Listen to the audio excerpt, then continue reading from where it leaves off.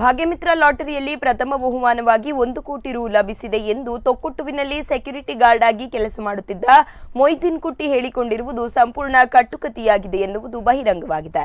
ರಾತ್ರೋರಾತ್ರಿ security guard 1 ಕೋಟಿಯ ಶ್ರೀಮಂತರಾದ ಎಂಬ ವರದಿ ಮಾಧ್ಯಮಗಳಲ್ಲಿ ಹರಿದಾಡುತ್ತಿದ್ದಂತೆ ಕ್ಯಾಲಿಕಟ್ ಮೂಲದ ಮೊಯ್ದೀನ್ ಕುಟ್ಟಿ ನಾಪತ್ತೆಯಾಗಿದ್ದಾರೆ. ಕುಟ್ಟಿ ಹಲವಾರು ಜನರಿಂದ ಸಾಲ ಪಡೆದಿದ್ದು ತಮ್ಮ ಲಾಟರಿ ಟಿಕೆಟ್ ಅನ್ನು ಸೈಬರ್ ಕೇಂದ್ರದಲ್ಲಿ ಎಡಿಟ್ ಮಾಡಿಸಿದ್ದಾರೆ ಎಂದು ತಿಳಿದು ಬಂದಿದೆ. ಮೊಯ್ದೀನ್ ಕುಟ್ಟಿಯವರಲ್ಲಿ ಲಾಟರಿ ಟಿಕೆಟ್ ಖರೀದಿಸಲು ಹಣವಿರಲಿಲ್ಲ. ಹೀಗಾಗಿ ಸ್ಥಳೀಯ ಟೈಲರ್ ಅಂಗಡಿಯ ಮಾಲಕ ರವಿ ಅವರಿಂದ 500 ರೂಪಾಯಿಗಳನ್ನು ಸಾಲವಾಗಿ ಪಡೆದು ಕೇರಳ ರಾಜ್ಯದ ಭಾಗ್ಯಮಿತ್ರ ಲಾಟರಿ ಟಿಕೆಟ್ ಅನ್ನು ಉಪ್ಪಳಕ್ಕೆ ತೆರಳಿ ಖರೀದಿಸಿದ್ರು. ಟಿಕೆಟ್ ಏಪ್ರಿಲ್ 4ರಂದು ಡ್ರಾ ಆಗಿತ್ತು.